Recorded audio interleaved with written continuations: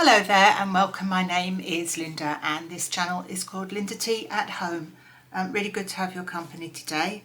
Very warm welcome back to all my regulars and subscribers, and if you are new and a new subscriber, thank you so much, much appreciated, and yeah, good to have your company as well.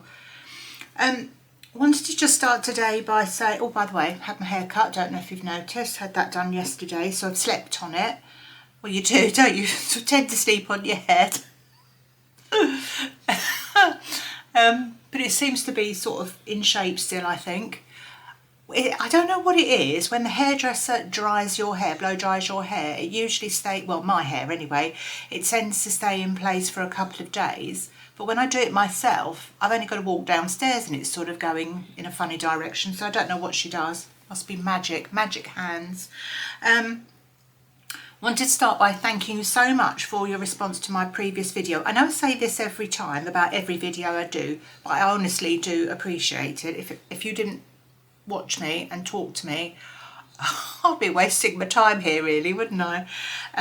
But I felt that I wasn't sure if that video was a little bit controversial, and you have to be ever so careful what you say. And but I also, you want to be sort of honest about things, don't you? And I like to give my opinion, and I don't know, not everybody agrees with me, but yeah, that most of you, well, I don't think I had a bad comment about it, so I do appreciate it. And yes, I hope that no one's going to watch me today and feel they have to go out and buy anything. Very unlikely, I'd say, because I don't have any shopping to show you. But thank you. I do much appreciate all your comments and your support. And I think I've replied to everyone. It's weird because sometimes I'm sure I've replied to a message because I remember reading it, and I always go back and check and recheck. But sometimes they still elude me. Or I had one yesterday from one of my subscribers, Molly, and I read her message and I was positive I'd replied to it, but it didn't show the reply at the bottom. So if you're watching, again, Molly, hopefully I replied to you. If not, it wasn't for the want of trying. So yeah, weird. I don't know why that happens. Anyway, so today, just do a little update on my haul. Keep going on about these projects I do, don't I? Just to let you know that we are still waiting for a few bits and pieces, so it's going to be finished and then I will show it to you. I did a big order from my favourite shop, Dunelm, and I also bought a couple of rugs for my living room, which I'm quite pleased with, and so when I show you that, I'll show you my new rugs as well if you're interested. And it's amazing how much difference they've made, well, I think they've made to the room, but I suppose, you know, things do, don't they? Otherwise we wouldn't bother changing stuff, would we?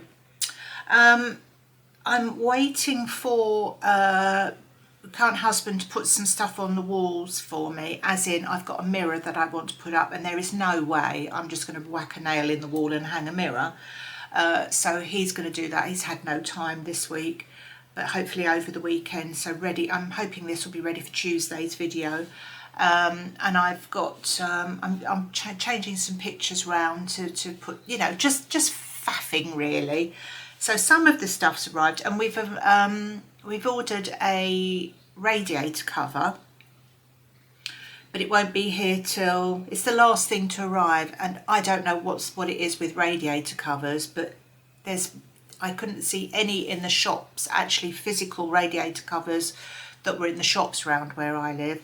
So you have to order them, and the one I left it to him to order, because again, you know, I don't know what it is really, but everything, you know, I see millions of people, well, not millions, I see loads of people with radiator covers, and we have a relatively new radiator in our hall because current husband put it in not very long ago, and I thought it wasn't really going with my newly decorated hall vibe. So I said about a radiator cover, and he went a bit pale at that point. He's not a fan of them. But anyway, trying to find one that was the right blooming size, and it's not a particularly, I would have thought it's a standard radiator size, but you know, I left it to him to choose the right size, because I thought if I do it, you know, we're going to end up with something that's completely wrong. And of course, you've got to allow for the pipes and the bits and pieces either side, haven't you, of your radiator. So I left it to him, but even he couldn't find one exactly the right size. Anyway, the point is, we've ordered it, but it's not going to be here till the beginning of June. So I'm a bit disappointed in that. But yeah, he's a plumbing and heating engineer, and he's got a real dislike for radiator covers. And the thing with him is, if he doesn't like something, he'll tell me he doesn't like them, but I never really quite get to the bottom of the reason why. So I'm assuming it's because there could be two reasons, couldn't it? Potentially holding some of the heat in that you would otherwise get coming out into the room, or the you know, difficulty in getting to the pipe work should you need to fix anything. I suppose that's probably it, because in his line of work he must have to wrestle with a lot of them. But anyway, he agreed to me having one. He's never agreed before, so he's obviously in a good mood. So that's arriving soon, and I think it'll just finish the area off a bit. The other things he doesn't like are those cooker taps, you know, the ones where you get boiling water and then you twiddle something and then you get freezing water and then you twiddle it and then, I don't know, champagne comes out or something, I don't know. But he doesn't like those. I'm not really sure why. And the other thing he doesn't like is we had he must have been in the same room when I was watching somebody on YouTube talking about undoing the screw in your plug hole in your kitchen sink and taking it out so you could clean it. And he was honestly incandescent with rage about that, because apparently it causes all sorts of problems, potentially leaks and things, and then you have to call the plumber out. I thought, well, it's a win-win situation for you then, mate, isn't it? But anyway, so a little word to the wise, try and avoid following the YouTubers that tell you to do that sort of thing, because in his experience it leads to trouble down the line. So there we go. What else have I got to tell you? Oh yeah, I've got a little video of the puppy. Now I know a lot of you are going, oh, blimey, puppies. But a few of you have said we'd like to see a video, and my daughter sent me a couple. One's with him with his dog walker, and the other is him running around her garden. So his name is Arlo, and he is a little cockapoo. Well, I don't know how big he's going to get. He's a cockapoo, and he's kind of got auburn colour hair, curly hair. So he's the one to look out for on the video. It's on my phone, and I've had trouble getting things from my phone onto my videos in the past. I've also, you know, it's worked sometimes, so hopefully it'll appear on this video today. If not, I did try. What else have I got to tell you? I think that's all the sort of update really. Yeah, that's all the update I've got on for you. We've got a bank holiday weekend this weekend. It's May Day, isn't it? May Day. And I don't know. And yeah, so I think it's going to rain, which I'm quite pleased about really, because I've been watering my plants in my garden like probably most of us have in the UK. But they just look so much better for some actual rain, don't they? I don't know what it is, but rain is the thing you want every now and again to water your garden rather than tap water, isn't it? I mean, there is a difference. I don't know why, but there is. Right, the other thing I was going to do today, as I don't have a great deal of stuff to chat about, I haven't got anything to show you that I've bought. As I say, anything I bought for the hallway, I'll show you once it's up. I have bought some new lighting. I have bought a couple of mats, door mats, an outside mat as well, because the chap that did our tiling, I mean, he was very good, and he really was, he cleaned up after him as best he could, but he did ruin the front door mat, the one that's outside of the front door, so I've had to buy another one of those. Yeah, so that's arriving today. I had I've got a door curtain that's arrived from Dunelm. My lighting arrived yesterday. What else have I ordered? I is that it? I mean, oh yeah, and my rugs, I got those from Dunelm, and as I say, I'm really pleased with those. So I will show you those in due course. Yeah, so some of you say you like having a little bit of, you think I'd say tell you funny stories and things, and it's not been a particularly hilarious week so far, so I don't have a great deal of in my arsenal to show you or tell you about something funny that's happened to me.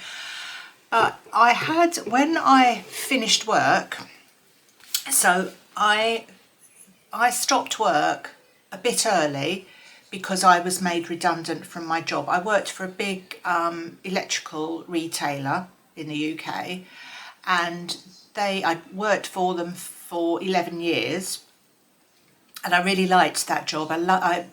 Mostly the people I worked with. It was a really nice job, but there started to be waves of redundancies going round. This is just a bit of a background to what I'm going to talk about in a moment, quite a lot of people went, and then we're all sort of sitting there waiting for the sword of Damocles to drop on us, and then it came to my turn, and that was kind of fine, because the place, once the structure of somewhere changes, you kind of adapt to the new structure, but it's never quite the same as it had been before. So by the time it came that it was my turn to go, I was kind of okay with it. I was only 57, so I thought I would be retired at 60 anyway. We know that didn't happen because of the whole WASPy thing. Don't let me start on that again. So I thought, well, I can probably find a job for the next 2 or 3 years or whatever. And but anyway, basically I didn't. Seemed to be unemployable. I think it was, now we're talking about the year 2011. So we're now talking 14 years ago, and I think people were more reluctant to employ older people in those days.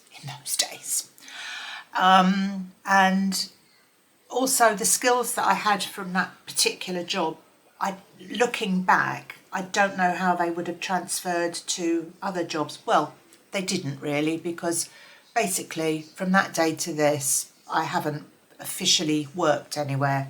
Excuse me.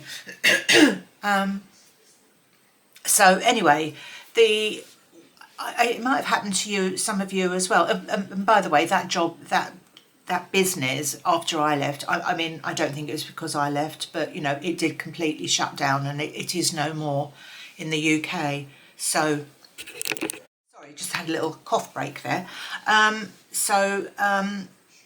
I thought, well, I'm going to start filling my days with stuff. And so thereafter, and what I used to do was, as I paid it, I think I might have told you this before, but as I paid in my national insurance contributions, I did sign on at the job centre. I did that. I think you could do it for 6 months or something. So I used to get a few pounds a week, literally hardly anything really. I don't know how other people manage. And I had somebody that I lived with that was earning money, so that was quite, obviously it was useful. But anyway, so thereafter I thought, well, I need to keep myself busy, because when you've been used to going out to work every day, you kind of feel you can't just sit and watch daytime TV all the time. You can for a week maybe, but after that you think, oh. So I started a whole process of decorating the house, doing this, doing that, planning holidays, blah, blah, blah, blah. And I also thought I quite fancied keeping some sort of a diary of my, not necessarily of my days, but anything that happened to me or anything funny that happened to me. I just started writing all these things down. So it's a bit of a diary, I suppose, a bit of a sort of, keeping a sort of a journal, I suppose, of stuff that had happened, or my thoughts.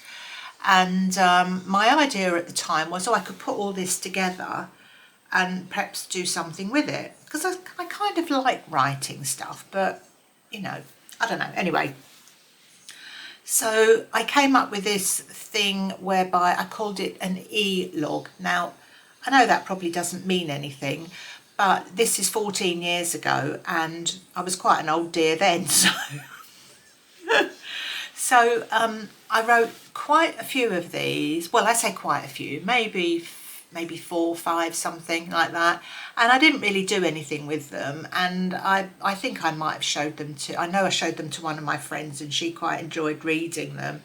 And I kind of wrote them in the style, I think I thought I was, you know, is it Helen Fielding that writes Bridget Jones' diaries? And I think I kind of fancied myself writing a bit like that. So anyway, I thought what I'd do today was I will read you one. I can't find all of them on my laptop. I don't know if any, I might have sent them to my daughter. I don't know whether she's kept any of the others, but I can only find one. And I thought I'd just read it to you. It's supposed to be amusing, but I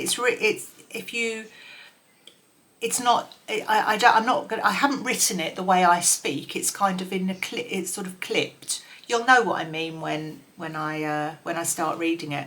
But this particular one is kind of based around going on holiday. And as I say, this is 14 years ago, and I was, just so you know, although I'm a size 20 now, I was probably a little bit bigger then than I am now. So hence some of the comments I've made about myself. And there's some self-deprecation in it, but that's just the way I am. So I don't want anyone saying, oh my God, don't think like that about yourself, because, you know, you either do or you don't. And so I'm going to just read that out to you, and then, I don't know, maybe it'll make you smile, or maybe it'll be boring and you can just fast forward to the puppy dog bit. Right, just one sec. Apologies if I trip over my words reading this out. I haven't really read it for ages. Right. Despite being on a permanent holiday, decided a trip to Mallorca was crucial. I did the whole 21st century thing and booked online. Had consulted a professional to save me the bother. She said she couldn't find anything that fitted my criteria, but I managed it by doing my silver surfing thing. Can't imagine why travel agents are on the wane. Naturally, booking and anticipating your holiday requires copious amounts of trips to the shops to buy essential holiday clothes that you don't really need, creams and potions, holiday first aid kits, insect repellent, bite soother, the list goes on, and of course, obligatory new holiday knickers and bras. There is of course no real need for new holiday knickers and bras, but the thought of the security people at Palma Airport giving you the once-over and suspecting you of being the head of an international drug cartel, requiring them to insert your case, well, the shame of him getting a shufti at a bag full of huge baggy grey pants and bosom holders is too much to bear. Decided to abandon the pre-holiday shaving of legs thing with a razor for cream that you put on, leave for 5 minutes, get in the shower, try not to get your legs wet while washing everything else, leave for up to 10 minutes and then rinse off to a smooth, silky finish. Simple. Now call me hopeless, but all that is not as simple as it sounds. Patchy result and residue of hair removal cream all over the place. Not really the beach babe look I was going for. Taxi companies are all frightfully high tech now, and they send you text and know who you are when you ring them, provided you've used them before, of course. The driver turns up on time to take us to the airport, but rings to say there is no number 59. I tell him there is because I live there and I'm sure that I haven't been giving people a bogus address for the last 6 years. Unfortunately, we're flying on a budget, first come, first served, women and children first type of airline. Always wish when I fly with these people that I had an under 5 as they get priority, although the thought of spending a whole week with an under 5 isn't very appealing. Could this be a business opportunity? Can I see the rental desk now? Hire your under 5 here. It could wait at your destination at airport till the return flight. Think I've hit on something there. I'm a nervous flyer, so spend the week before departure worrying about the plane crashing and telling my children that I love them. I always hope that if this is the way I'm intended to meet my maker, It will happen on the return journey, so at least you won't have wasted your money and you can avoid all the washing. I'm compelled to make a list of account numbers, etc., and get my papers in order, so in case I don't come back, my children can pay my credit card bill. Sorry, I keep tripping up on some of these words. The aircrew don't inspire trust, as they invariably have an average age of 16, and I wonder how they'd handle a potential catastrophe. Still, if the pilot sounds over 30 and sober, I take comfort from that. The hotel transfer bus has a stag party and a hen party aboard. All the non-stag hen party passengers are hoping they'll get dropped at a different hotel to the rest of us. My money's on Palma Nova. Get to the beach early each day to avoid unattractive arm wrestling or towel moving with other holiday makers to get a good spot on the sunbeds.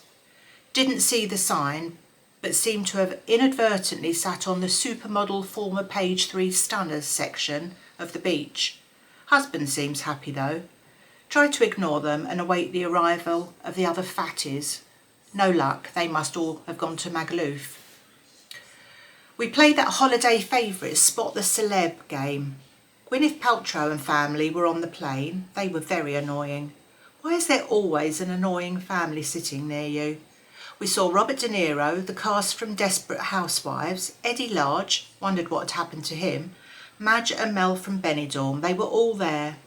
Look, Rude Nistelrooy's over there, said husband. Thought he's really getting into the spirit of this game. Turns out it really was Rude Van Nistelrooy, truly rubbing shoulders with the rich and famous on this holiday. We'd inadvertently packed our invisible cloaks and seemed to be wearing them wherever we wanted to get served in a bar or restaurant. Shame they didn't seem to work when lying alongside the supermodel's former page 3 stunners on the beach. Mojitos gazing out at the sea at 12:30 was a habit I'd hoped to transfer back home, without the sea bit of course, but that hasn't actually really taken off. Did a lot of walking and vowed to carry on once home. Haven't. Home flight was rather uncomfortable as we had the seats opposite the toilet, not to be recommended, with restricted space. Was hoping no one would sit next to me, apart from husband, but flight was full, so a man sat there. Felt a bit sorry for him. Not only was he next to the toilet, but I was slightly spilling onto his seat, so our thighs were kind of stuck together for 2 hours. Felt we'd really bonded by the time the flight had landed though. Funny how when you're only away for a week, you think everything will be different when you get home. It isn't though. You slip into the old routines like you've never been away. I still remembered how to use the washing machine. Came back to found out that I'd missed an opportunity to have a chat with an agency re a job I didn't want in the first place, and to find out that I wasn't going to be considered for the job in the shop that I'd actually worked in and did that exact job for 3 years. Where's the justice? Great excitement today. New dishwasher due this afternoon. Old one decided it couldn't take it anymore and committed dishwasher. I can't say the S word. End of life. Thought it might be okay, eco-friendly to get back to my roots and tackle washing up with a bowl and bottle of fairy. The novelty soon wore off with 5 adults in the house. New dishwasher now up and running. There is a God. Decided to take part of the family out to eat. After much deliberation of where would suit adults plus a small baby, we ended up at the Harvester. I thought the nation was in the throes of recession when we can't afford any food or pay the gas bill, and we were all at home on Sundays chopping up kitchen furniture for firewood this winter. I was wrong. Everyone goes to the Harvester on Sunday.